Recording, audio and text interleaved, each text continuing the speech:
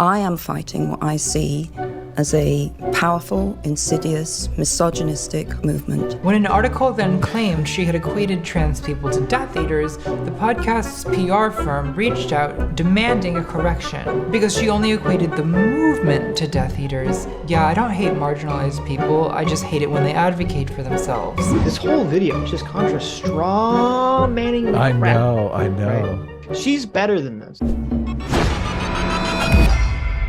My position is that this activist movement, in the form that it's currently taking, echoes the very thing that I was warning against in Harry Potter.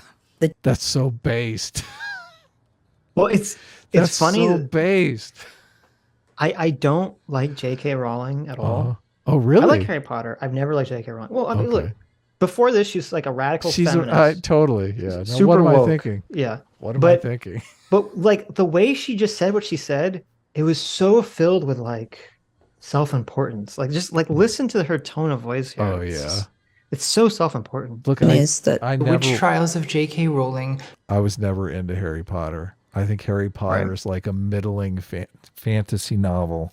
It's fine. I like it's a fine kids book. You know, I don't think it's I think people are like way too into it. It's like it's a fine kids book. You know, whatever. Yeah, totally.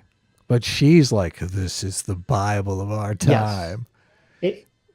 Harry Potter had the potential to be significantly better than it was. But She sees herself as the next Tolkien, and you're like, wow, that's a little ambitious. The sad thing is, I think the fact that it's middling is what makes it popular. That's what gives it broad appeal, is that it is middling. Of course. Joe Rowe compares trans activists to Death Eaters. Just listen to her voice. This is so, look, you don't think that's based? I think it's ridiculous. Trans activists are Death Eaters. I mean, it's kind of silly, but just the self-importance. She's like, oh, they're Death Eaters. They're after me. Look, why does Joe Rowe want to sit down with a Death Eater? Oh, the air. Oh my God.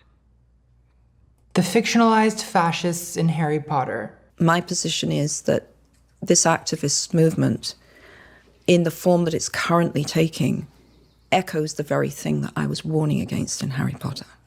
Just like on the verge of tears. Warning. I was warning the world about the fascist takeover of the trans activist movement.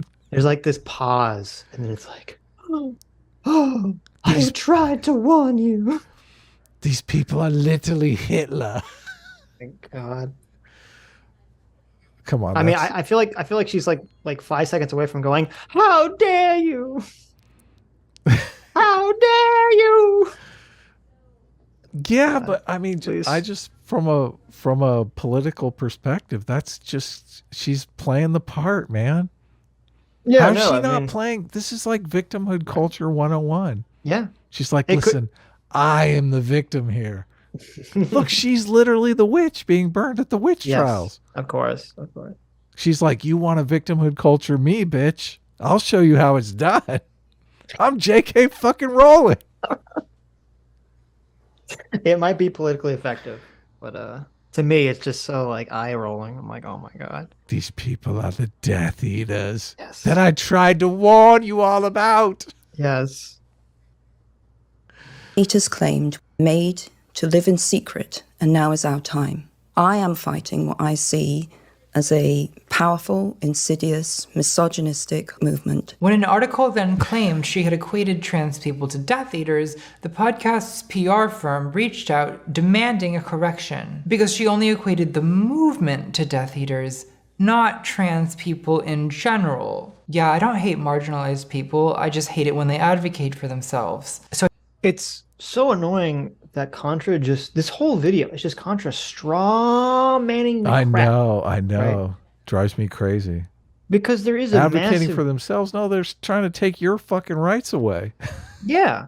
Because unless you're a child, right, you can say, I can agree with the concept, I can agree with some like idea, but I don't necessarily agree with that, like elements of an activist movement. Like, yeah, I'm in favor of, Black people not having racism against them by police officers. That doesn't mean I support the BLM organization, which is a scam. It doesn't mean I support riots where people burn down their own communities. And so I can say, well, I think the movement was shitty, but I can still support some parts of a cause. Sure. Totally. Right. But this is why this is so insane, because essentially Contra is saying, if you're against BLM, you're against black people. That's what Contra just said. Right. And it's insane. It's preposterous. And she's better than this. If you're against the movement, you're against trans people. Yeah.